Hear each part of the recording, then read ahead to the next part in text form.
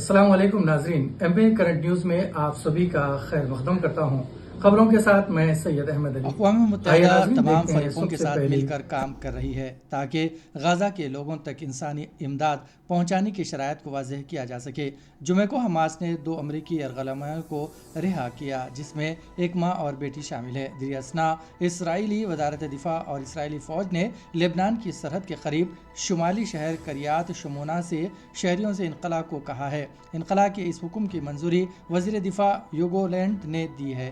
یہ حکم اس خدشے کی درمیان آیا ہے کہ اسرائیل اور حماس کی جنگ ایک بڑی علاقائی تنازع میں بدل سکتی ہے۔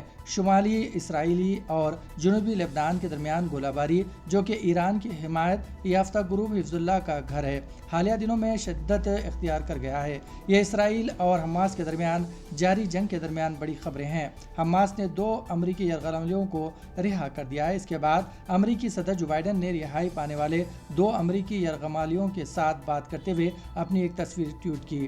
امریکی، کینیڈا، برطانیہ، جرمنی اور سعودی عرب نے اپنے شہریوں کو لبنان چھوڑنے کا کہا ہے۔ یہ ہدایت ایسے وقت دی گئی ہے جب اسرائیل اور حماس کی جنگ اب تک 15ویں دن میں داخل ہو چکی ہے۔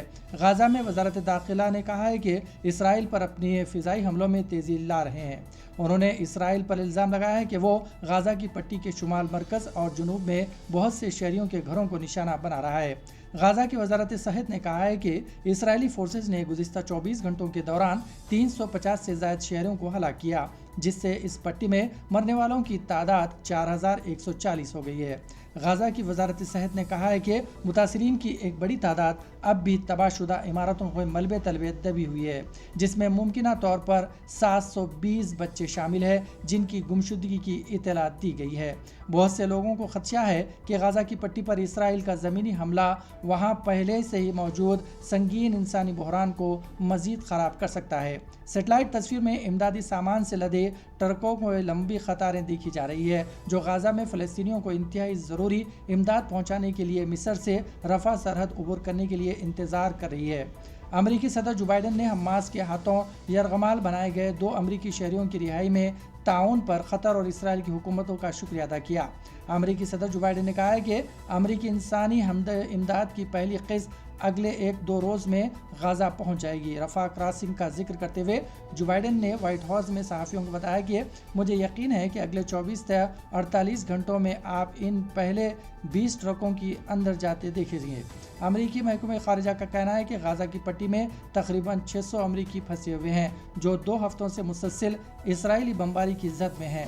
پھنسے ہوئے لوگوں کا کہنا ہے کہ انہیں باہر نکالنے میں کوئی مدد نہیں ملی ہے۔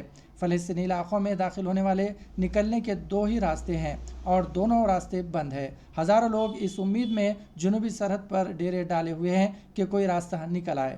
سعودی ولی عہد اور وزیر اعظم شہزادہ محمد بن سلمان بن عبدالعزیز نے غزہ پٹی میں جاری فوجی کارروائیوں کو فوری طور پر بند کرنے اور عام شہریوں کی جان کے تحفظ کا مطالبہ کیا۔ الریاض میں جمعے کے دن خلیج تعاون کونسل اور آسیان تنظیم کے اجلاس سے افتتاحی خطاب کرتے ہوئے سعودی ولی عہد نے غزہ میں شہریوں کو کسی بھی شکل میں اور کسی بھی بہانے سے نشانہ بنانے کو مسترد کر دیا۔ سربراہی اجلاس کے موقع پر اپنے خطاب میں سعودی ولی عہد نے غزہ میں شہریوں اور بنیادی ڈھانچے کے خلاف فوجی آپریشن بند کرنے کا مطالبہ کرتے ہوئے مزید کہا ہے کہ غزہ میں بڑھتے ہوئے تشدد سے ہمیں رنج پہنچا ہے، جس کی قیمت بے گناہ لوگ ادا کر رہے ہیں۔ انہوں نے کہا ہے کہ امن و استحکام کی واپسی اور دیرپا امن کے حصول کے لیے ایسے حالات پیدا کیے جائیں جو 1967 کی سرحدوں کے مطابق فلسطینی ریاست کے قیام کے ذریعے منصفانہ حل تک پہنچنے کی ضمانت دے سکے۔ جمعرات کو شہزادہ محمد بن سلمان اور اقوام متحدہ کے سیکرٹری جنرل اینٹونیو گٹیرس نے فون پر غزہ کی تازہ صورتحال پر بات چیت کی تھی۔ دونوں رہنماؤں نے اس وقت غزہ میں جاری فوجی کشیدگی پر تبادلہ خیال کیا۔ ولی عہد نے فوجی کارروائی کو روکنے کے لیے بین الاقوامی اور علاقائی کوششیں تیز کرنے کی اہمیت پر زور دیا۔ تلنگانہ میں حکمراں جماعت BRS کو آج اس وقت شدید جھٹکا لگا جب اس پارٹی کے رکن اسمبلی ریکھا نائک کانگریس میں شامل ہو گئی۔ نظام آباد ضلع کے آرمور میں راہل گاندھی کی بس یاترا کے دوران ریکھا نائک نے راہل گاندھی سے ملاقات کرتے ہوئے کانگریس میں شامل ہو گئی۔ اس موقع پر راہل گاندھی نے ریکھا نائک کو پارٹی کھنڈوا پہنا کر کانگریس میں شامل کر لیا۔ واضح رہے کہ نرمل ضلع کے خانہ پور اسمبلی حلقے سے نمائندگی کرنے والی ریکھا نائک کو اس مرتبہ BRS قیادت نے پارٹی ٹکٹ سے محروم کر دیا۔ ان کے بجائے بی جانسن نائک کو خاناپور سے BRS امیدوار بنایا ہے۔ 2 دن قبل عادل آباد ضلع کے بودھ اسمبلی حلقے سے نمائندگی کرنے والے BRS پارٹی کے رکن اسمبلی نے بھی تلنگانہ PCC کے صدر ریونت ریڈی سے ملاقات کرتے ہوئے کانگریس پارٹی میں شامل ہونے کا ارادہ ظاہر کیا تھا۔ ان دونوں ارکان اسمبلی کو BRS پارٹی نے اس مرتبہ ٹکٹ نہیں دیا۔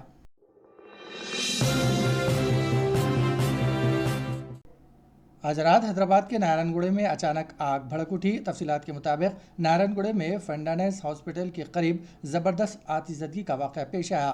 یہاں ایک ہاسپٹل کی عمارت اچانک آگ بھڑک اٹھی۔ اطلاع ملتے ہی فائر بریگیڈ وہاں پر پہنچ گیا۔ 2 فائر فائٹرز نے بڑی مشقت کے بعد آگ پر قابو پا لیا۔ آگ لگنے کی وجوہات کا ابھی تک پتہ نہیں چل سکا۔ جس کمرے میں آگ بھڑکی وہاں کوئی نہیں تھا، جس کی وجہ سے اس حادثے میں کوئی جانی نقصان نہیں ہوا۔ پولیس نے اس معاملے میں مقدمہ درج کر لیا ہے اور تفتیش شروع کر دی ہے۔